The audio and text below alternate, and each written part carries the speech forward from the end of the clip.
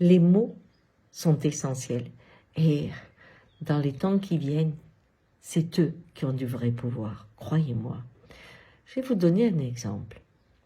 Si je dis « je te protège », je crée un monde à l'autre où je suis puissant et l'autre est faible. Si je dis « je t'épaule », je crée un monde où on est côte à côte. Les mots créent votre réalité. Hier, quand je vous disais, au lieu de dire dans ce monde virtuel que nous avons créé, le revenu universel, qui sous-tend un monde où certains produisent et ont à charge les autres, si je dis chaque être qui naît aujourd'hui à deux dimensions, la dimension réelle et la dimension dans ces terres virtuelles, il a droit à sa terre virtuelle. Je donne un droit qui est juste issu d'une réalité adaptée à la condition humaine. C'est très différent. Mais allons plus loin maintenant dans les activités. Parce que si je dis qu'il y a un revenu universel, donc un droit à la terre virtuelle, je vais avoir l'idée, mais je vais nourrir des feignants. C'est très souvent ça. On donne de l'argent pour rien. Il n'y a rien en contrepartie. Vous voyez, c'est des choses, des phrases comme ça qui sortent. Et très souvent, quand les gens viennent, ils me parlent de leur fils ou de leur fille qui est enfermé dans une chambre devant leur écran et qui ne trouve pas leur place parce qu'ils passent leur vie devant leur écran. Avec le confinement, il y a beaucoup de gens qui me se rendent compte qu'ils adorent l'écran.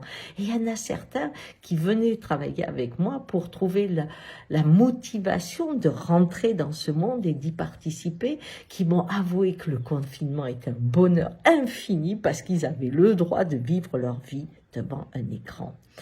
Et si ces êtres-là, je les appelle des contemplatifs et pas des feignants. Vous allez me dire, oh là, Gisèle, t'exagères. Regardez, quand on parle d'un moine bouddhiste qui peut vivre retiré et en méditation pendant des heures, il observe le vide. D'accord ?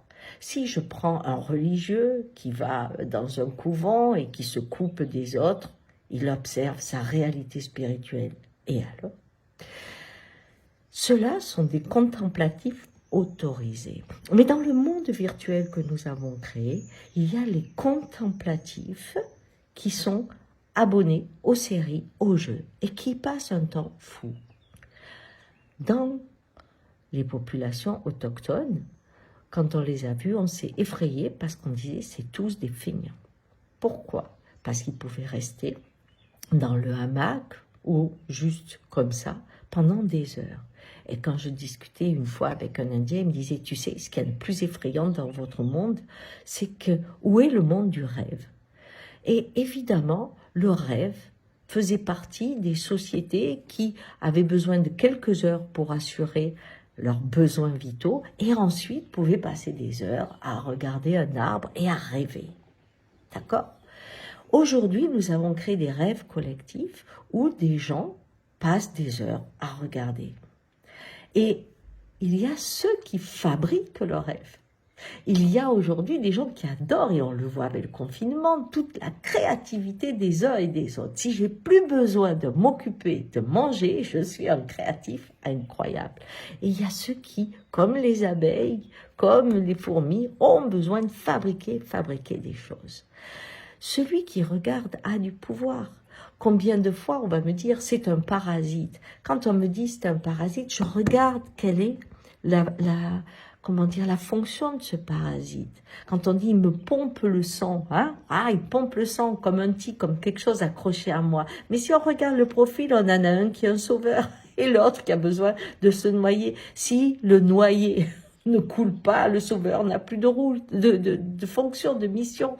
La vie est faite d'espaces différents. Allez dans une boîte de nuit, pour ceux qui sont encore jeunes, et puis vous êtes 4 ou 5, regardez une personne que vous ne connaissez pas, regardez-la attentivement, elle va changer sa façon de danser.